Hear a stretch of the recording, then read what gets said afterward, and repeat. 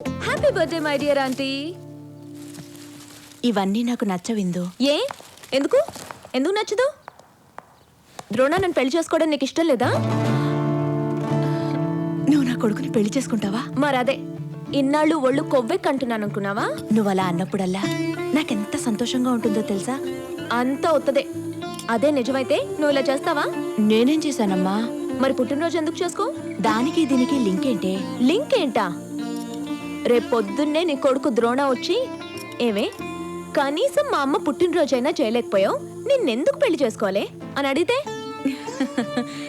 నేనే వద్దన్నానని చెప్తానులేవే. ఏం అక్కర్లేదు, నేనే తిరిగి నిలదీస్తాను. ఏమయ్యా నీకేం తెలుసు నేనెంత చేశాను? పొద్దున్నే లేచాను, స్వీట్ చేయించాను, బొకే కూడా తెచ్చాను. అసలేమీ చెయ్యను నీకన్నా నేనే బెటర్ లేవయ్యా అని దబాయిస్తాను. సర్లే నోర్ము ఇవే.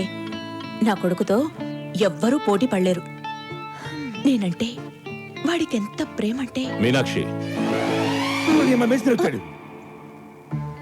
వచ్చిందండి గుహలోకి సింహం.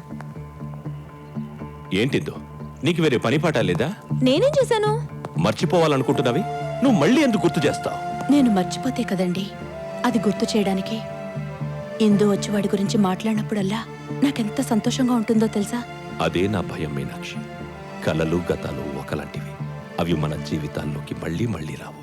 అటువంటి గతాలకు సంతోషాలు పరిమితమైపోతే వర్తమానం దుఃఖంతో నిండిపోతుంది.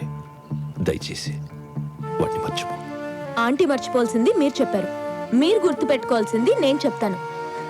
ఈరోజు aunty birthday. Oh I'm very sorry. Many happy returns of the day my dear home minister. Sir ఇవన్నీ సరిపోవు సార్. ఫస్ట్ ఆంటీని గుడికి తీసుకెళ్ళండి, లేదా నా సంగతి తెలుసుకో. ఏయ్, నేనొక పోలీస్ ఆఫీసర్ని, నాకే వేలు చూపించ. మసాలా మిర్చి పిల్ల మజ్జా చేద్దాం వత్తాపా. మసాలం అంటే తేలా మీఠా ముత్తే ఎత్తాపా.